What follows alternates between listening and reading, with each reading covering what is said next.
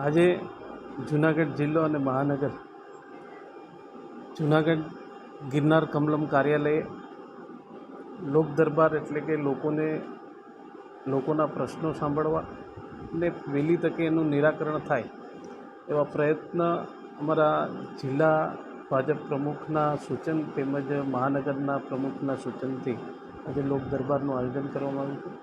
નાના મોટા વિવિધ પ્રશ્નો, સ્થાનિક પ્રશ્નો હોય, સરકારની નીતિ વિષયક નિર્ણયો હોય એવી રજૂઆતો આવી છે। વહેલી તકે એનું નિરાકરણ થાય એવા અમે પ્રયત્ન। ખાસ આજે બિલ્ડર એસોસિએશનની એક રજૂઆત આવી છે, તો એના વિશે ખાસ કરીને બિલ્ડરોને, કારણ કે જૂનાગઢ કોર્પોરેશન બીજા મેગા સિટી જેવું સિટી નથી, એટલે એના નિયમો જૂનાગઢને લાગુ પડે એને કારણે નાના મોટા સ્થાનિક લોકોને પણ પ્રશ્નો છે, બિલ્ડરોના પણ પ્રશ્નો છે। એ આજે મારા સુધી રજૂઆત આવી છે। હું વહેલી તકે સરકારશ્રીમાં રજૂઆત કરી, મુખ્યમંત્રીશ્રીને રજૂઆત કરી અને વહેલી તકે એનું નિરાકરણ થાય એવા પ્રયત્ન। ભાઈ રાજા, ટીંબાવાડી બિલ્ડર ગ્રુપના પ્રમુખ તરીકેની જવાબદારી નિભાવું છું। આજરોજ અમે સાંસદશ્રીને રાજેશભાઈ ચુડાસમાને એક આવેદનપત્ર આપવા માટે આવેલા હતા। ભૂતકાળમાં અમે આ આવેદનપત્ર ધારાસભ્યશ્રી અને જુડાના ચેરમેનશ્રીને પણ આપેલું છે। આની આપણે વિગતે વાત કરીએ તો જૂનાગઢ શહેરમાં જે નવી ટીપીઓ આવેલી છે, સાપુર છે, ઝાંઝડા છે, ચોબારી છે, ટીંબાવાડી છે, આ બધી ટીપીઓમાં બાંધકામ મંજૂરી રેગ્યુલર આપવામાં આવે જ છે, પરંતુ રાજ્ય સરકાર દ્વારા જે નવી ટીપીઓ આવેલી છે તે ટીપીઓ ફાઇનલ પણ નથી થઈ। તેના બદલે અત્યારથી જ બેટરમેન્ટ ચાર્જના નામે મોટી અને તગડી ફી વસૂલવામાં આવી રહી છે।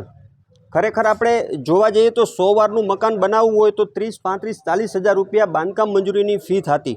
તેની સામે હવે ટીપીઓ ફાઇનલ નથી થઈ છતાં પણ રાજ્ય સરકાર દ્વારા બેટરમેન્ટ ચાર્જના નામે, નવા ડેવલપિંગ ચાર્જના નામે 1200 થી 1600 રૂપિયા પ્રતિ મીટર ફી વસૂલવામાં આવી રહી છે। આની પહેલાં પણ અમે ઉગ્ર વિરોધ નોંધાવેલો હતો।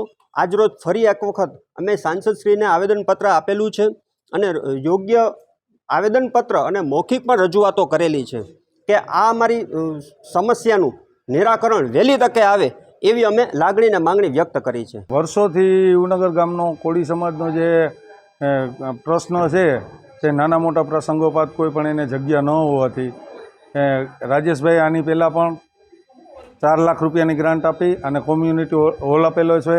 એની આ દેવી પૂજક સમાજ, કોળી સમાજ અને નાથબાવા સમાજ તેમના માટે પણ 4 લાખ રૂપિયા અગાઉ ફાળવેલા છે અને હાલમાં જે કોળી સમાજ મેઇન રોડ યુવનગર ઉપર આવેલ છે તેમાં પણ 5 લાખ રૂપિયાની ગ્રાન્ટ ફાળવી અમને સાથ અને સહકાર આપેલ છે। તે બદલ હું સાંસદશ્રીનો ખૂબ ખૂબ આભાર માનું છું। સાંસદ શ્રી રાજેશભાઈ ચુડાસમા ગિરનાર કમલમ જૂનાગઢ કાર્યાલય ખાતે લોક દરબારમાં લોકોના પ્રશ્નો સાંભળ્યા।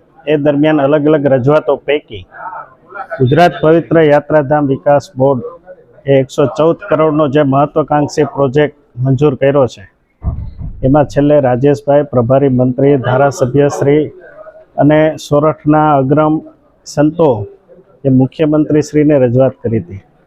એ પ્રશ્ન છે એ વાઇલ્ડલાઇફ બોર્ડની સ્ટેટ કમિટીમાં મંજૂર થઈ ગયો છે। હવે વાઇલ્ડલાઇફ બોર્ડની સેન્ટ્રલ કમિટીમાં આ પ્રશ્ન જશે તો આગામી 21 જુલાઈથી જ્યારે સંસદનું સત્ર મળી રહ્યું છે ત્યારે સાંસદ પણ દિલ્હીમાં હોય, આ પ્રશ્નનો ઝડપથી નિવેડો આવે એ માટે એમની સાથે રૂબરૂ ચર્ચા કરી છે।